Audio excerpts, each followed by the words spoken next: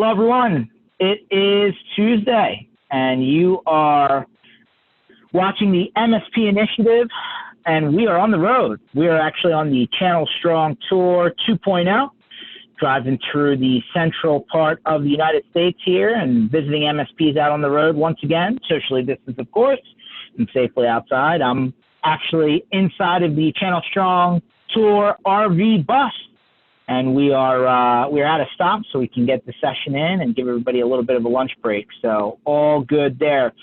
We have a guest here today, Weyman Jones from Dropsuite. This is the first time Weyman has been on with us. So Weyman, why don't you go ahead and introduce yourself, give everybody a little walk down history or memory lane on how you got started in the IT industry and kind of how you got to your position today at Dropsuite.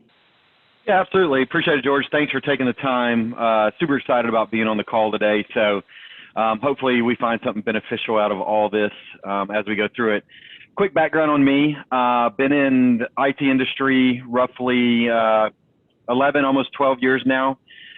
Started this journey back when the recession was happening, was honestly selling wood, and came in one day, told my wife I needed to change industries, started kind of self-teaching as far as some IT fundamentals, got on with a great company here locally in Pensacola, Florida, Gulf Breeze, App River.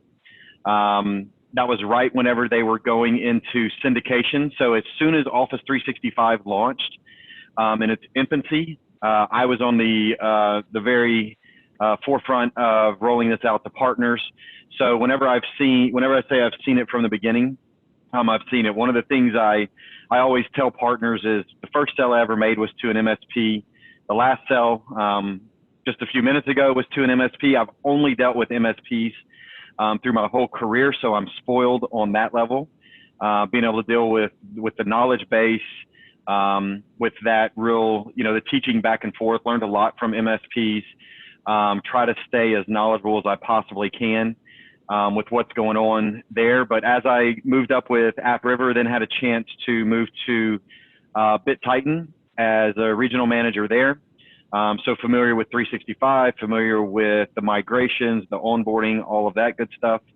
And then had a great opportunity a few years ago to move into Dropsuite, took over their sales, or actually just came in to help out with sales, and here recently have moved into their director of sales position with them, run everything in North America, South America, Canada, help out with some training globally on that side, but extremely fortunate to be what I consider from the very beginning in with top tier companies.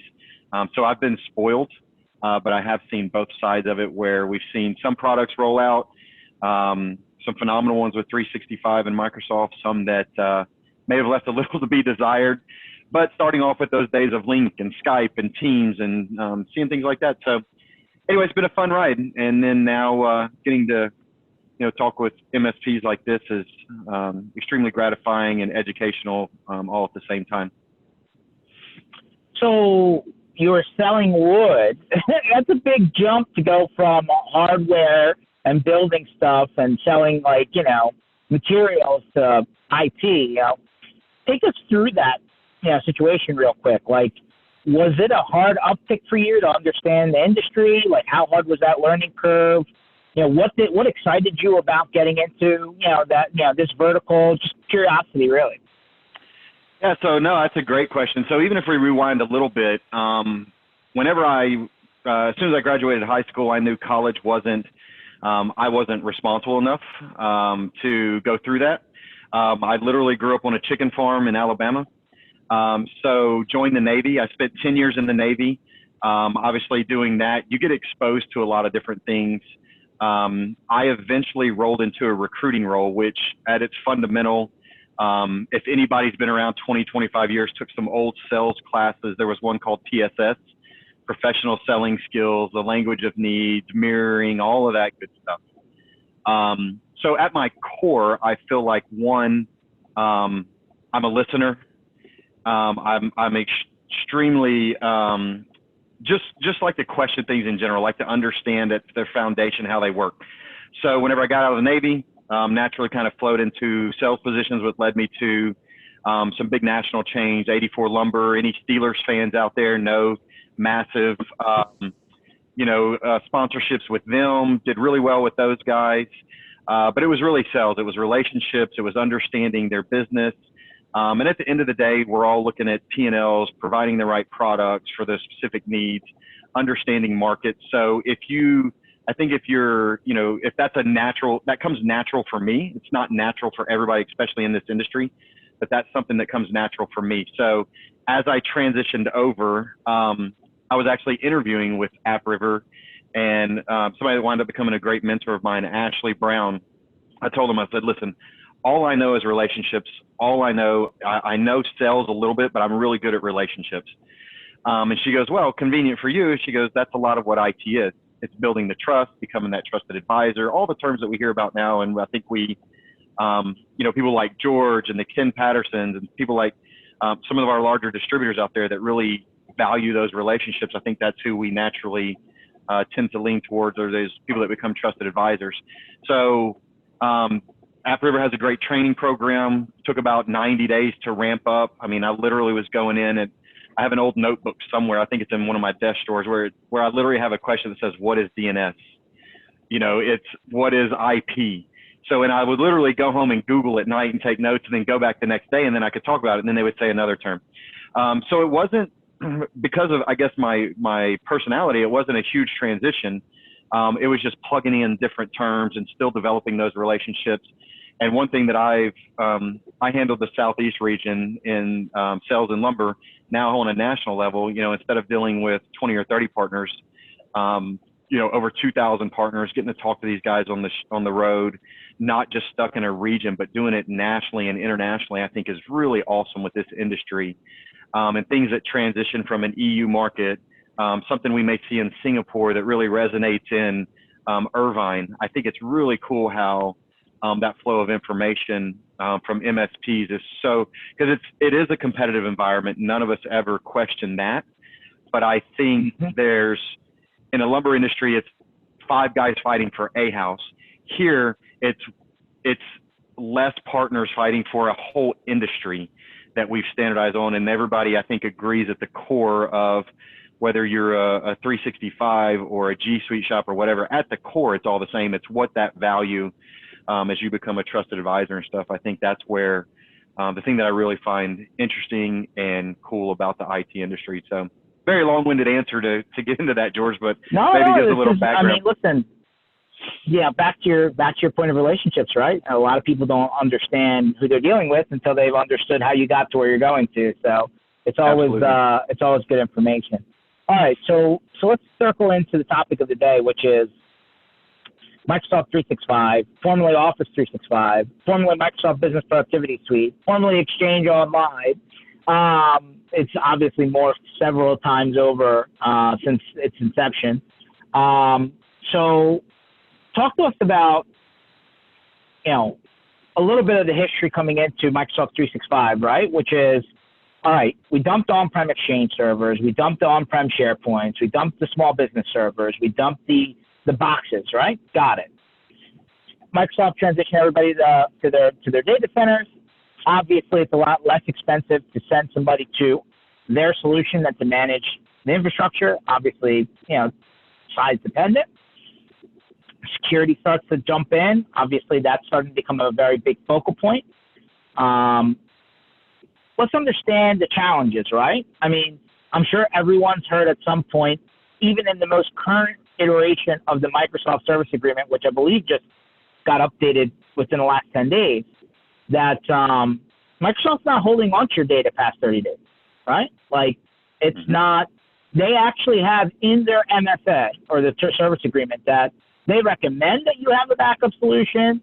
They tell you that, you should back up, the data in their cloud, and that they're not doing it for you. Is that all of that correct so far? Absolutely. And I can expand on that just a little bit. So I think this is where I think now what you said before is me coming from my background and kind of making this even more relevant to the partners. So if you really dive into the service agreement, and we've all seen this within the last few weeks, I think it's a perfect time to have this conversation. Microsoft specifically says it's the infrastructure that they have their 4 nines of uptime that we've all come to rely on. Now, honestly, in 11, 12, 13, in the beginning, that 4 nines of uptime was highly questionable if they were hitting that all the time. Now, I think the backbone and the infrastructure is absolutely there, except for what we've just experienced in the last few weeks.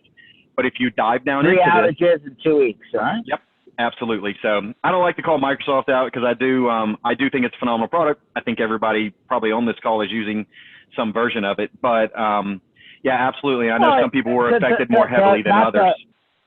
Yeah, not to derail you. Let's talk about that for a second. Yeah. So when the big guys go out, everyone kind of just goes like, okay, well, what do you want me to do? It's like the power going out, right? What are you going to do? When the small guys get affected, it's, oh, let's move to somebody else, right? It's a little bit like, who is the somebody else for Microsoft? Google? Amazon?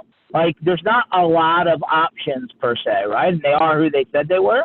But the reality is that, yeah, 3 outages in a short period of time, you're going to get disgruntledness, right? I mean, there's just no, like you can have a blip here or there, but like the successive issues in a short window, right? It's a problem. So Absolutely. This reopens the conversation, which is what redundancies can put in place, what spare tires can be put in the trunk, what options do you have? And listen, Microsoft is now more than just email, right? We're talking about Dropbox, or not Dropbox, their Dropbox equivalent, OneDrive. You're talking about SharePoint. You're talking about Absolutely. Teams. You're talking about, Microsoft Flow, right? And Power Apps, right? Like if you start to really adopt the full suite, I mean, it does go far past just getting an email, right? Absolutely. And, like you said, I'll go around and then get back to that. The days of having hosted Exchange where you could go to an intermediate rack space, an AppRiver, somebody that, you literally would get those calls if you had an outage like that, and they're like, hey, I'm switching both. I'm done. I'm coming to you guys. We're going to figure this out. You don't do that with 365 anymore. Like you said, when somebody that big comes out, it's easy for a partner to say, look, this is directly from Microsoft. It takes them off the hook, and they're fine. Fine in general. Obviously, it's a huge hit to the business, but the MSP doesn't sustain the same reputational hit that they historically had taken 10 years ago. So the MSP can come in and say, look, it's the infrastructure that's down. It has nothing to do with me. Let me show you. They pull up a phone. They can pull up whatever it is that they have access to and show that the outage is there. So that keeps them safe. Now, the other side of that goes back to the actual data. Microsoft comes back up. Everything's good. In the meantime, everybody was freaking out. They're flipping through their emails. They're doing things on their phone. They're trying to go in and find hotspots. Maybe they were up for a few minutes. They deleted something. They sent something. They don't really know what happened because that business flow is not there like it used to be. Or maybe they were in the middle of, completing a document. They sent it over, assumed it was done. Now you're talking exactly like you said. We're 3 weeks out now. Offices are opening back up. We're coming to a middle of the month or the end of the month. So HR facilities, billing, things are getting sent over. Now what happens whenever you come back in and you say, okay, let me go back through and let's see what was sent or what wasn't there. What happens when you go in and you can't find that document that you're working on? It's no longer in your SharePoint. It's no longer in your OneDrive. Maybe you try to go back and find that contact that suddenly you were in the middle of a sales cycle and you can't find that, or you accidentally deleted, or just in general, something happened. Maybe you can't even pinpoint. How do you go and how do you know that that's safeguarded? How do you have that peace of mind and say, I know that if and when that happens, I can go and access that data through something that was not reliant upon Microsoft's infrastructure, meaning it's not in obviously SharePoint, OneDrive, any of that. It's not sitting in Azure because we know that also was affected.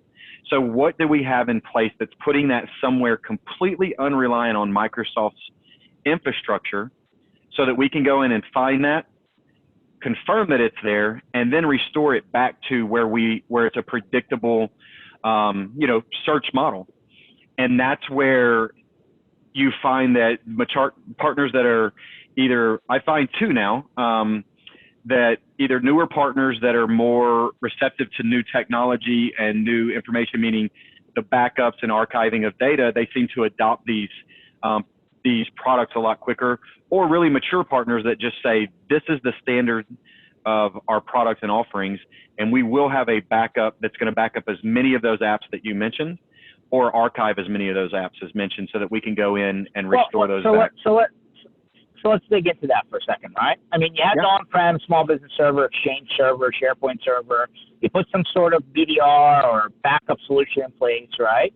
And then the concept, at least from the business buyer, non-technical person, is, hey, when I shift my stuff to 365, I don't need the backup, right? Like, I don't need to shift those backup dollars into protecting that storage. That's always the first challenge, right? When you talk about cloud, it's not even just 365. It could be virtual machines and servers and all sorts of stuff, right? They think the cloud is like, oh, you're good, it's covered.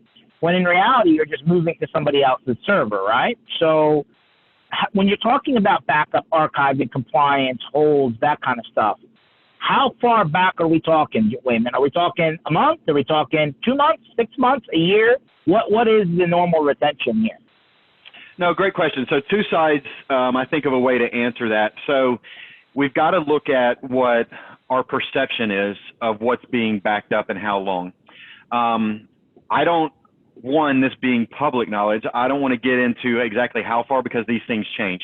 I will say on average, anything that you're looking at that would be Office 365 data is somewhere between 30 and 90 days, depending on exactly how you've deleted that, or whether it's deleted out of the normal folder, if it's delete the deleted file. Everybody has different mail rules. I've been with coworkers that literally at the end of the day, if they didn't have a flagged message, they deleted it, and after 30 days or 15 days, they deleted out the deleted files.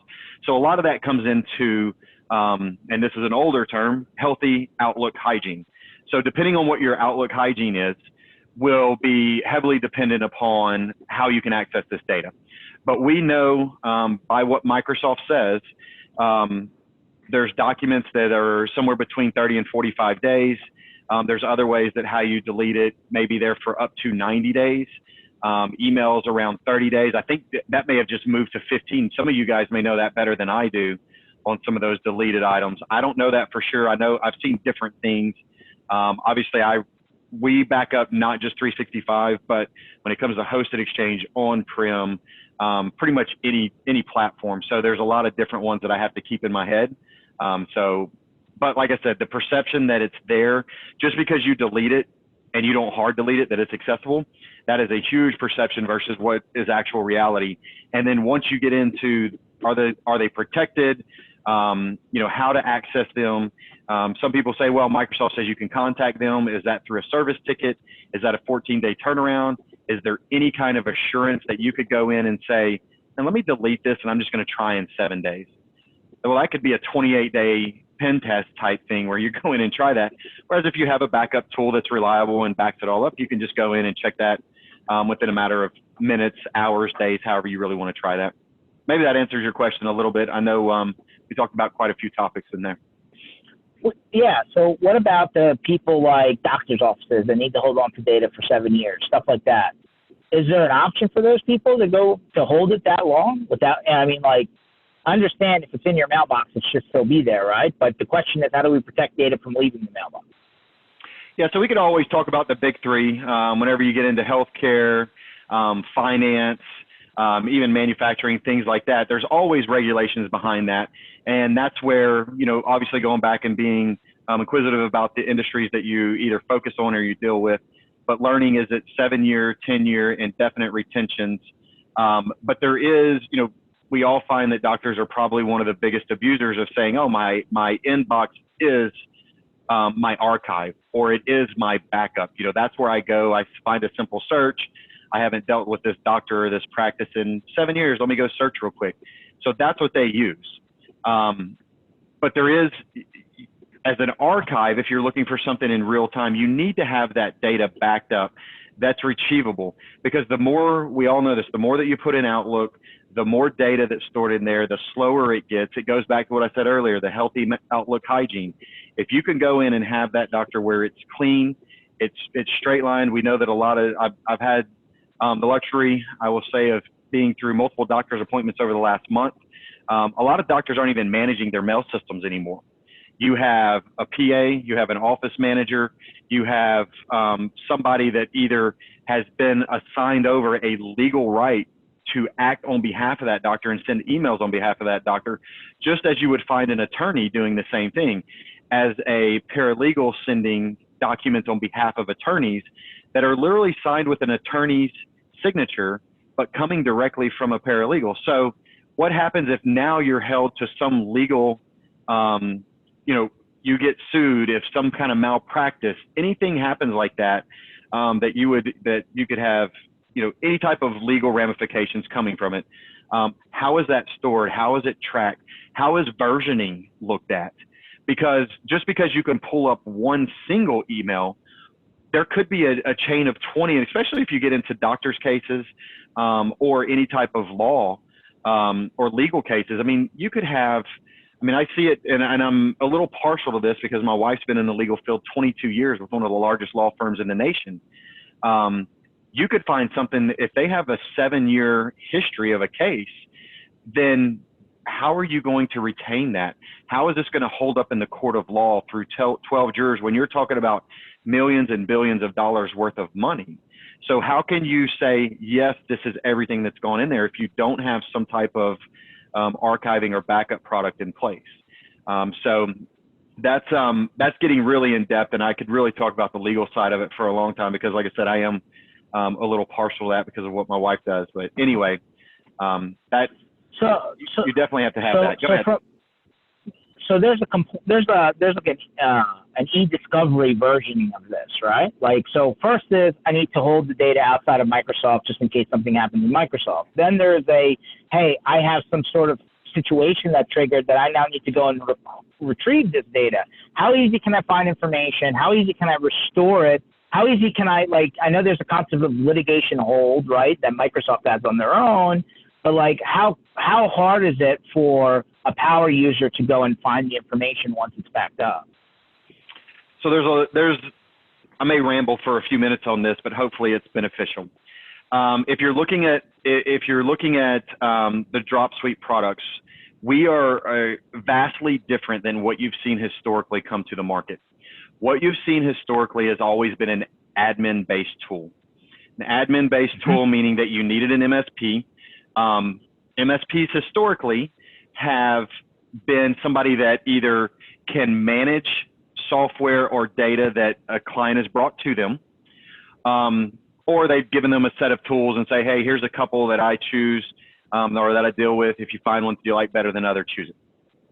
Dropsuite, on the other hand, is not an administrative tool. Ours is a user-based frontline tool with 8 different levels of access. So if I want to give George just access to yours, you have access to it as an end user. But say your boss wants to have access to his department, we can give them a local access. And it goes all the way up to compliance officers. Every one of these has the same level of one-click restores. The speed of it is an industry leading, the speed of restore, the ease of use. Is it a end user friendly UI? All of those things have been checked. These are things that I obviously can claim.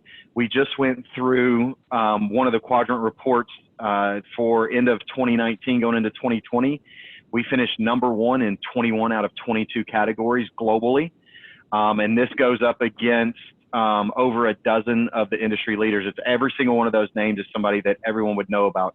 That goes from everything from end user access, restorability, support, sales, customized ability, speed, everything that goes along with that. That's completely unbiased. It is not a pay to play. There are some pay to play quadrant reports you can get in. The more you pay, the more you play. Obviously, this is one that was completely unbiased, which is why we went with it. But yeah, looking at the ease of restore, so we'll kind of come back around. The ease of use of this and of Dropsuite's products is absolutely end user friendly, but you can also get into, so now let's go into what we would call our gateway drug. And this is another differentiator. Normally what you find throughout the industry is you have a backup vendor and you have an archive vendor. One of them does one really well or does one where you can check the box, and another one does one really well. There's a lot of good archiving companies out there, or archiving companies that have a big name, a big following. We've dealt with them. Backup, there's 20 or more throughout the world. You see that kind of check in the box. Is this backed up? How often is it restored? Can I go find this data? Yes. But how that's being backed up is vastly different by every single one of those in there. So in comparison to what we do and the number of apps, the difference is what happens, and we know this if you've been following, and I'm not going to get into this too much, but if you find politics, if you find what's going on legally, states like Louisiana, perfect example. If you find that as MSPs become more regulated, if you transition from MSP to MSSP, more into security-based, how do you differentiate? If you're looking at how can you go from a backup to an archiving vendor, you know this, George, it's always been export. Well, let's export that data. How much is it going to cost? How am I going to get this? Is it FTPs? Is it this? Like all these different things. Or somebody like Dropsuite, all you literally have to do is a support ticket, and in less than 24 hours, we flip the switch and you go straight from backup into archiving. It's now catching through journaling rules, and that information is caught in real time, and you are now an archiving compliant solution. So that's a big differentiator too in those products. What you find, and what we found as this industry goes forward, there's M&As, you'll find companies that maybe historically have been really strong in one area. Maybe they back up something, and then all of a sudden they've added an ECS, an email continuity service, or something like that, or maybe they've added a backup. If you really look at it, we have always stayed into complementary services. I will say that we're looking to expand our offerings, but it's going to be complementary to the foundation of who Dropsuite is. Is it a backup company? Yes. Do we archive? Yes. Those absolutely are two products that you can have a very relevant conversation between the two. So that's where it makes so much sense for us. Go ahead. So one thing that's coming back to the top of my head, you're like, hey, we're not in Azure, so you're not relying on any part of the Microsoft ecosystem, but then you're also dealing with partners who are dealing with the regulated industries.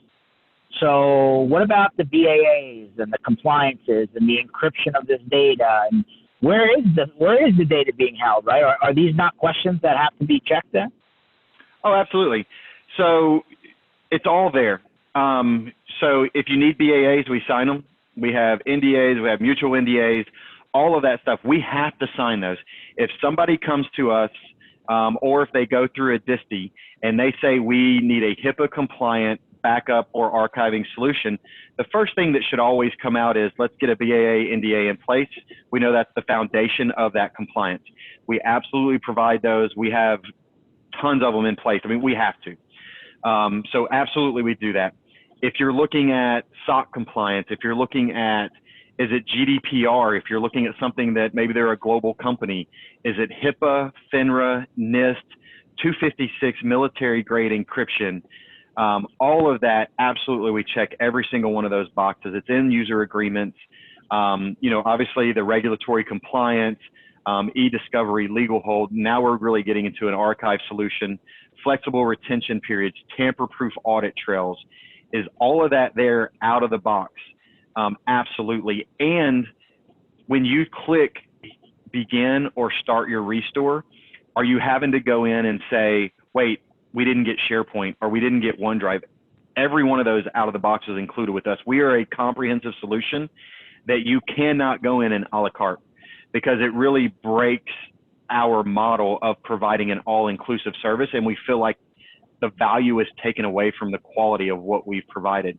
Now, the beginning of what you asked was, where do we store? We store in AWS. So obviously all of our data centers at their core, they fall under every one of their security protocols. And then we also have our own internal protocols. We just finished our SOC probably about 2 months ago, and we're continuing to add increased security around that. That is one thing that we made a commitment that we will never stop increasing the level of security that we provide on our product. We also know that some of those, as you go into SOC 1, 2, some of those take a year, 2 years, 3 years, but we are constantly moving in the direction of adding increased security around our product, and always will.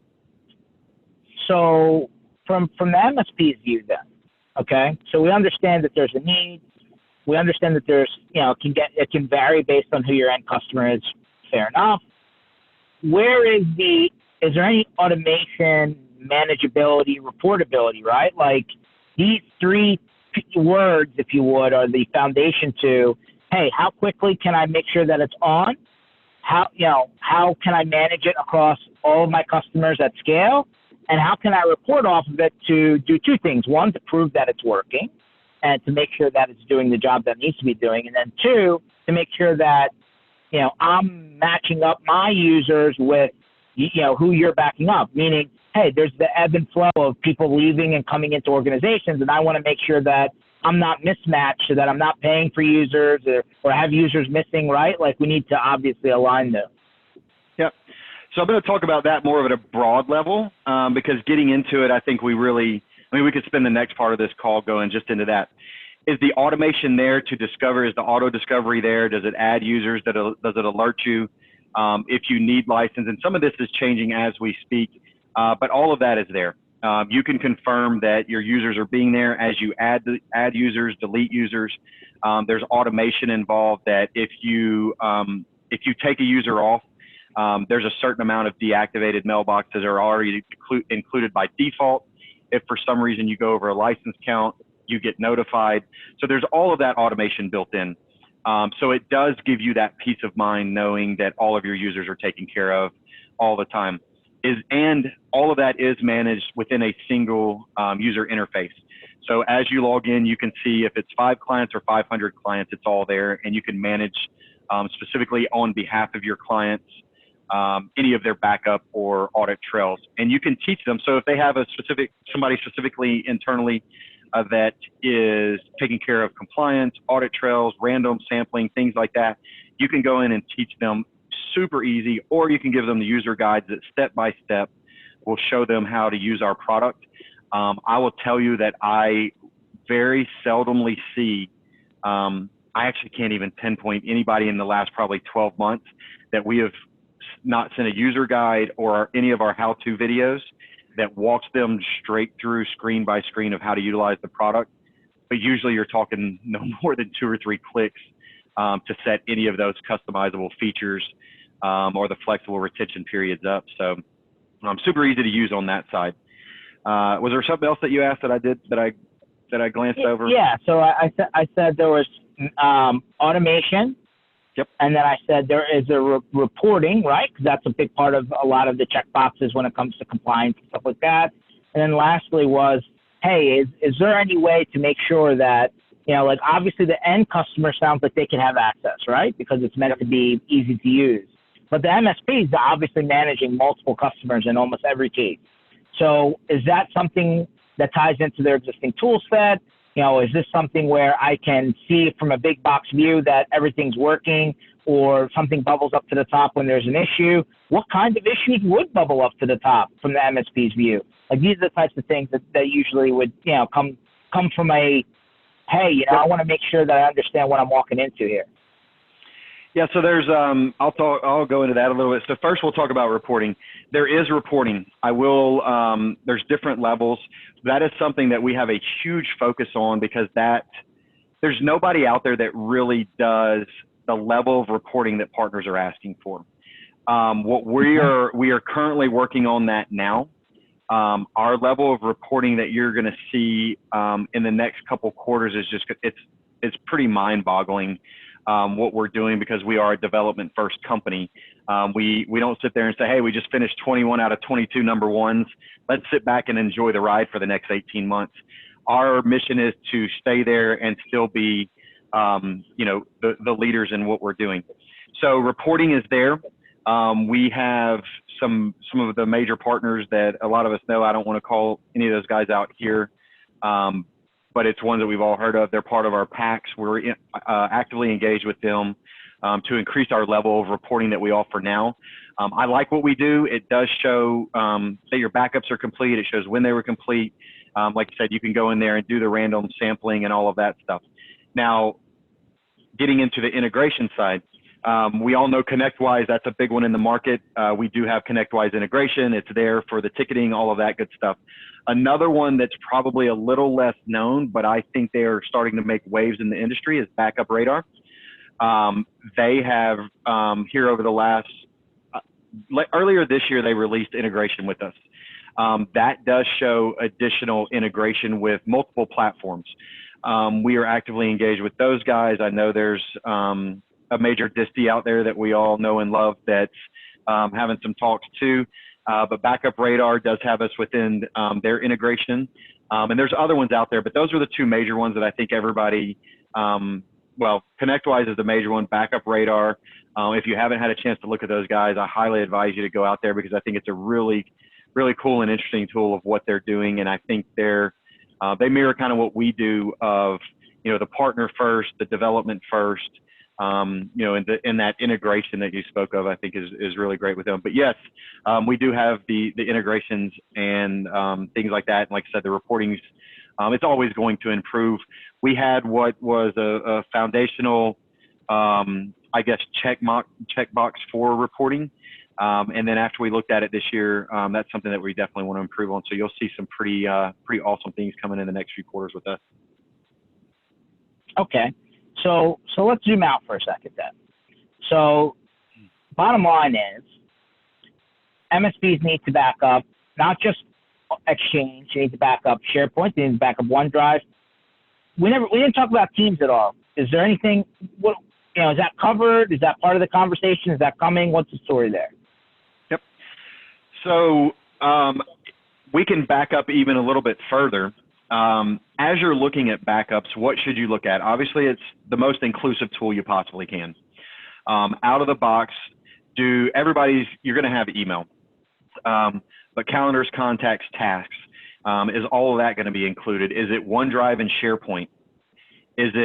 And then that's where you start getting into everybody. If you haven't looked at the adoption rate for Teams, it is absolutely mind-boggling, the amount of information. And I truly believe that as you see Microsoft develop more and more, that you're going to find that email, I think, is going to be a secondary mode of communication.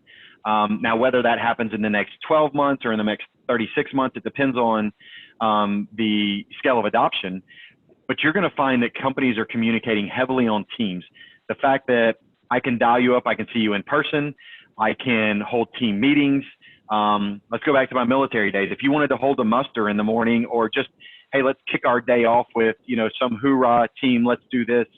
Teams is how you're going to do it. It's not, hey, check in by phone call and check in by email. Let's jump on a Teams call. Let's get our team of 6 or 8 on the line. Let's make sure we're on the same page. Let's set our agendas. So you're communicating through Teams, you're chatting through Teams, you're communicating, that's internal and external. So is that information being backed up? And absolutely, we provide that through Dropsuite. Now let's even go further into that. What happens, what's the frequency of those backups? Is it unlimited storage? Is it unlimited retention? Are you getting to a per seat pricing, which means it's a very predictable pricing model, not per gig? So do you stand behind the product? No ingestion fees, no export fees? All of that, we absolutely are checking those boxes. And the fact, like I said, all of the full apps with the advanced search, with something that nobody really talks about on this except for some of our partners as we get in depth, is there insights that give you additional analytics. That goes back to the reporting, but there's additional analytics that we provide through both of our products now also. And then, like I said, the one-click restores, downloads, all of that. And every single one of those is included and meet without any customizable settings, GDPR, HIPAA, FINRA, NIST, 256 grade, all of that stuff that we mentioned before. Okay, so it seems I'm still struggling on there's no per gig pricing, it's per user pricing. So something has to give, right? If it's not per gig pricing and there's no storage limit, then what's the storage time? What's the maximum amount of time, right? Like that you can hold the data before, is there an auto purge at the end? Like how does this trickle down? So two, one, that's for us to worry about your storage fees, but it is taken care of. By default, backup is unlimited. There is no, and that's another one that where there's differentiators where some of them are, you have some out there that are 6 months, 1 year, 5 years.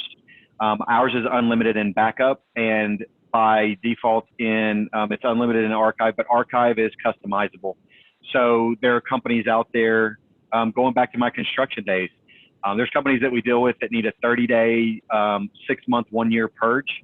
And all of that information has to go, which is where you get into an archiving product. It really depends on the needs of the clients. Every one of those is customizable to what they need. By default, it's unlimited with no retention period. You go in, and if you want it to be at 7 years, 5 years, 3 years, customize it to what you need for that specific industry. And then obviously, you know, all the storage fees and stuff are things that we do, but it is per user. Anybody out there monitors for abuse, but we really mirror what Microsoft does with their storage limits. And then once you get into SharePoint and all that, it goes up exponentially. But no, it's all included in there. There is no, I mean, I don't even have a way to charge you per gig. It's per user per month, no long-term contracts. There's no contracts. It's month to month. If you decide that, hey, this isn't a product we want, like I said, with the ingestion, ingress, egress free, that you can go in and take your information and do what you will. Okay. So what about, you know, security from a ransomware or breach or anything like that? So I'll say that there may be some more questions that I have for you on this. As far as ransomware, you know, we're separate from that. So if somebody goes in, they get their ransomware, as opposed to our local municipality just got hit. And they're in the process of, one, letting go their MSP, and they're actually out there bidding out on other MSPs to come in.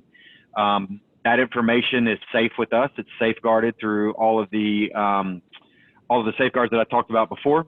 You can go in there, basically, just making it simple terms that a chicken farmer can understand, blow up your environment, go back in, restart it, import all of your information back out of our system, and you're back up and running. So you can get around that phishing, that ransomware, and those malicious attacks that are going on out there. And obviously those are only going up. I think especially now with the pandemic and the global economy that we're in, you're only going to see additional phishing attacks, ransomware, and then you get into the accidental deletions, things like that. But yeah, absolutely. You're safeguarded against that when you utilize the product. And then if you start talking about, you know, the system errors, the viruses, things that we didn't even touch on, the fact that that's stored completely separate from where any of that information would have either been held hostage or taken, allows you to restore that data and move on substantially quicker than what you would have to do if you were going through ransomware, trying to figure out if you have ransomware insurance or not. Like there's so much more to that conversation, but it's a great conversation to get into. And there's people that are way more knowledgeable about it than us, other than the fact that I can tell you, you're safeguarded against those attacks with us. Not safeguarded from getting hit, but the information is safeguarded because you're separate from that environment. You can go back in, restore your environment or recreate it, and then import that data back in. So I got a question come in. It said, since this isn't a particularly mature industry, how confident can my customer be that the quote-unquote retention is actually unlimited? We see many vendors that go out of business after, let's say, 10, 20, 30 years. I'm amazed when I see a company that is 1 year old offering a 10-year warranty. So that's probably a myth. So good question. One thing about Dropsuite is we actually are substantially older than that. We've been around since 2011, 2012. We started in website backup. We've been doing email, SharePoint, all of that this is going to be before my time, but I believe somewhere between 5 and 6 years. We're also a little bit different. We are publicly traded. The information is out there. So in my opinion, nobody can dictate the market. There are companies that have gone out of business. I will say that, you know, this is a long-term play for us. There's no chance of us going out of business. Also, you have to, as we guarantee these safeguards, even if we did go out of business, we have to have that financial infrastructure in place to continue to retain that information long term. So those safeguards are there. But there is no guarantee, but the fact that if something did happen, we would have to have a long-term play. This is really getting into a lot of if scenarios, but where you could download that information and take it somewhere else where it wouldn't be held hostage or just completely lost. Okay. Well, I hope that answers your question, Brent. Yeah, that's a difficult one because there's some hypotheticals in there, but hopefully you're more than welcome to reach out. We could have that, and I could even get into our security officers and infrastructure. So that's where NDAs and stuff would need to be in place. But we have those conversations all the time. I try to stay out of that as much as I possibly can, except for high level. Anyway, go ahead, George. Sorry, I interrupted you. So what do you tell the guy who says, why shouldn't I just do this on my own? Why shouldn't I have data center space or I have servers in a rack somewhere.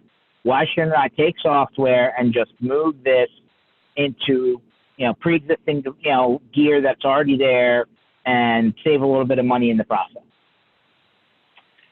So I think you have to look at that as, not on a micro level of saying, I can save some money here.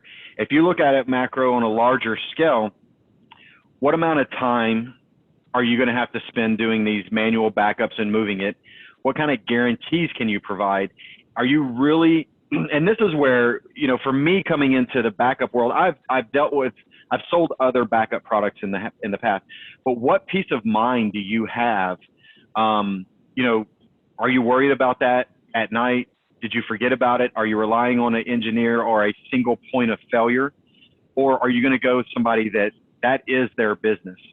And when you really look at the overall cost, if you dive into this, by the time you're managing an infrastructure, even if you run some kind of script or you have some kind of automation or have junior level engineers running this, what amount of time, effort, peace of mind, is it fully automated? Are you just getting screenshots? Are you truly backing up this data so you can have that peace of mind that you can go in and literally find it in a matter of seconds or minutes?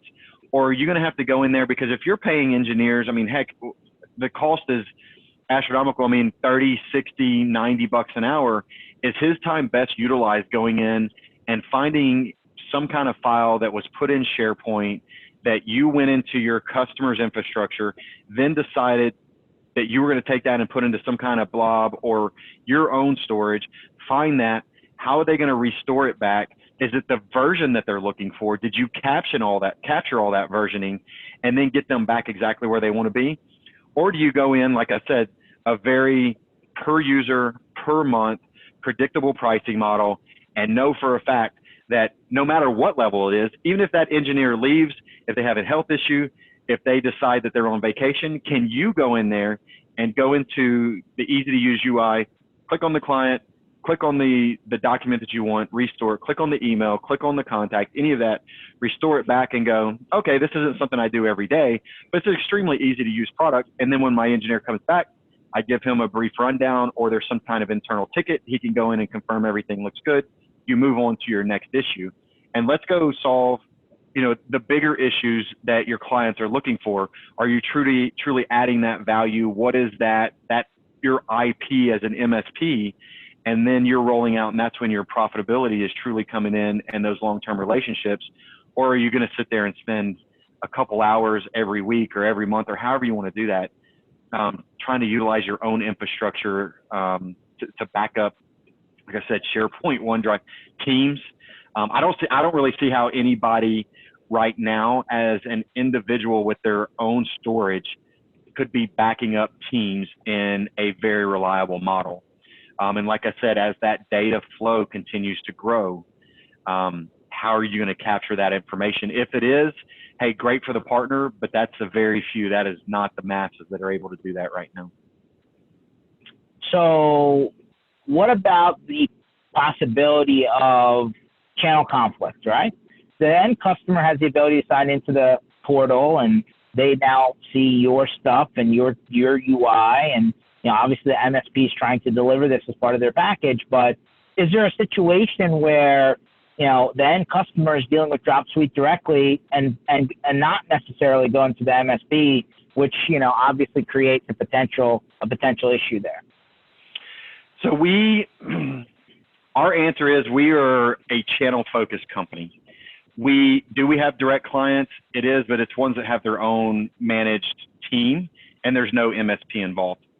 The MSP can give the end user any level of access they choose. This is driven by the MSP. It is sold by the MSP. It is billed by the MSP. Like I said, the whole management aspect of that comes from the MSP. If you choose to give them end user access, that is because you as the MSP had said, this is the relationship I choose to have. I would say it's probably 50-50, and it may even be higher on the level of the MSPs keep the full restore capabilities themselves, saying, if you need to restore, I want you to understand that your data is fully restorable to any version, any point in time. If and when you need it, please contact me through our normal tier 1 support. This is how we will handle it. If in turn, and I'll tell you that this does happen, where a partner will reach out and say, I'm in the field, I can't handle this, I'm having an issue. Maybe there's something that, like I said, maybe the sales engineer or whoever it is internally that normally manages this is out, they need our help. We will specifically ask a partner, are we acting on behalf of you? If we want to get on and do a screen share and show that end user, I will gladly say, I am part of George's IT company. Let's walk you through this and show you, and we will act on behalf. So whatever relationship the end user has with us is because that's what the MSP has dictated that relationship to be. We prefer the partner to be the front line because that's who they know, that's who they trust, that's who they have their managed service contract with, that's who they have that relationship with, that trust. And to me, that is what that relationship, and that's where that value is added. You will find that backup and archiving, when used, is the #1 product that provides the long-term relationship with a partner. When a client comes in, and I forget what it is, I think it was like 96 or 97% of end user clients that have utilized the product and gone in and used their MSP for a backup and restore, they said it's only solidified that relationship and it confirmed exactly why they're using that MSP. So it adds that value. So this is a very long answer, but it's something I'm extremely passionate about, that the MSPs dictate this relationship. You will find, just like the partner said a while ago, how can you, as a 1-year-old company, we've been around over 10 years. So they don't know Dropsuite. And even go out there and take the big names. They don't necessarily know them, but they do know the Matts and the Zachs and the Oles and the Nathans and the Georges and the Kens of the world. That's who they're providing that information. They do want to know that they're utilizing Office 365 because there is a brand behind that. But there's very few companies that have billions and billions worth of marketing dollars out there. So we rely on the partner. You basically white label the product and roll it out to them and just say, you trust me to provide you the industry leading technology to safeguard your information. If you need it for any of these reasons and any of these, SharePoint, OneDrive, email, any of that, if and when you ever lose it, submit a ticket, call me, I'll help you restore it, and we move on. So like I said, that's a very long answer, but I do want to make sure that we get that across to partners, because I think sometimes there's a misconception that we own that relationship. The partner 100% owns that, and we want them to own that. We are here 100% of the time to make those guys look like rock stars. That's important. So in the event that, listen, MSPs add customers, MSP fire customers, MSPs lose customers, maybe the mutual part, whatever. So is there a term? Is there a lock-in? Is there, at what point, if they've removed the stuff, is the data completely gone? Like, what about, just walk me through that scenario.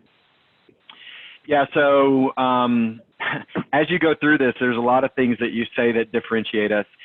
So for you to be truly an archiving company, even if they go in and stop paying, all that does is say, or if they terminate a contract or a service agreement with us, that information still has to be accessible. So if you put a retention period of 7 years and then you go in and stop, we still have to have that. That just means from that date of contract termination, we no longer capture anything after that. And that's set in stone. That's legal. You can go to a court of law. Anybody can stand by and say, from this day upon service contract termination, we were no longer responsible for it. But anything previous to that, we have to retain that. And then there's also, like I said, deactivated mailboxes. I know there's companies out there that say if you deactivate a mailbox after 15 days or 30 days, I think they purge that information. It's different. Like I said, there's so many different vendors out there. We don't have any of those rules in place. Ours is retained indefinitely. You can go in there, like I said, and set a purge date. If you say after 1 year of deactivation, we want this to be purged, then obviously as that rolls in, so that could be for active mailboxes or inactive mailboxes. But yeah, it's all there for you to be truly compliant on the level that we are and that we stand behind. You have to provide that. So there is no instant purge unless you set that up. So like I said, it's indefinite retention. That's for active and deactivated mailboxes. Wow. Okay. And then I think you can go through. And then back. Go ahead. I was gonna say, and then back to, hey, like if the MSP can sign their customer to an agreement for 1 billion years until somebody wants out, right? So is there a term? Is there an interval? Like, is the MSP required to, do a certain time period in terms of the billing purposes? Like, how does that work? So, yeah, I'm sorry I missed that a while ago. I think it's a little, it's kind of standard for us. Anyway, there's no long-term contract. It's truly month to month with us. Any of our disties that you go through, you're going to go month to month. If you come in and I think anybody in the audience and in any audience I ever go through, we'll usually do a raise a hand, show me an MSP that's lost a client or gained a client from another MSP. It happens. It could be, hey, my brother-in-law started this up. I owe it to my sister. She's nagged me forever. I'm going to let them manage it. Okay. You could do a soft handoff, a very professional one, shake hands, MSP. We release it. MSP, we accept it. You turn over your partner of record, similar to what you do with, partner of record's a very familiar term when it comes to 365, and you can move on. It's very simple to be set up as a partner with us and through any of our disties. So absolutely, you can do that. There's portability. There is no migration. There's no take all of that migration out. Let's migrate it back in. Let's pay the ingestion fees, all that good stuff. We don't have any of that. So like I said, being very partner focused, this is something that we were very conscious of about 4 or 5 years ago because we could have made this difficult. I come from another backup vendor that I sold historically, and they made it extremely uncomfortable. We have none of that. So the portability is there. The retention is there. Even before, so let's just go worst case scenario and then we'll move on. I know we're running out of time, but if you have a malicious partner that wants to go in and just turn it off and say, I'm done. I'm done with you. You've upset me. I feel like I've done everything right. The client's like, I'm done. You've upset me. I feel like I've done everything right. Even if they cut that off, if we are contacted by either party, we can go ahead and continue to back up the information. Let's get all the partners involved. Let's make sure that everybody handles this professionally, and we'll still maintain all of that. It's not going to get blown up. You can't go in and just start heavily deleting stuff. We monitor that for any malicious activity. There's flags that are raised internally, so you're safe on all of that also with us. But I'll tell you, it does happen, but it doesn't happen very often. We don't see it as much now as we used to. Whenever you had either change of channel as partners were figuring this out, or as I think you saw this a lot maybe in like hosted exchange days and stuff, but you don't see a lot of the maliciousness that I saw historically. I think we find the partners that we deal with now and that are still in the industry are a lot more mature, professional, and understand that there's a proper way to do business. Fair enough. Weyman, how do people find you, your company, reach you online? Go for it. Absolutely. Sales at DropSuite. There are plenty of disties out there. Any of the top ones out there we are transacting through. Sales at DropSuite, Weyman at DropSuite if you want to talk to me directly. We have YouTube channels. We have all the information we can possibly that you could possibly want. I'll present to you directly. I'll send you to a distie. I have lists of any of the reps within those companies. We definitely want to make this as easy as we can on you to purchase, demo, There's NFRs available through all of our disties, through us direct. Use the product. Make sure it is everything I say it is. Call me out however you want. Look us up on Reddit. We're out there everywhere. And so any questions you have, reach out to us. We'll gladly answer. We're an open book here at DropSuite, so love to talk to the partners and stay in touch with the community. Awesome. So, guys, this entire session was recorded. It'll be online later on today. You'll be able to follow that back on mspinitiative.com. We'll have it up on YouTube and Facebook as well. If you need to contact Weyman, please do. Obviously, we're always available, so don't hesitate to reach out. We'll continue every Tuesday and Thursday, 1 o'clock Eastern time, even though we're on the tour and back on the road again. But Weyman, appreciate you for jumping on today. And thanks everyone who watched us live and who will watch us after the fact. And stay tuned. We have more coming. Talk soon, Weyman. Awesome. Have a good one. Thanks, guys. See ya.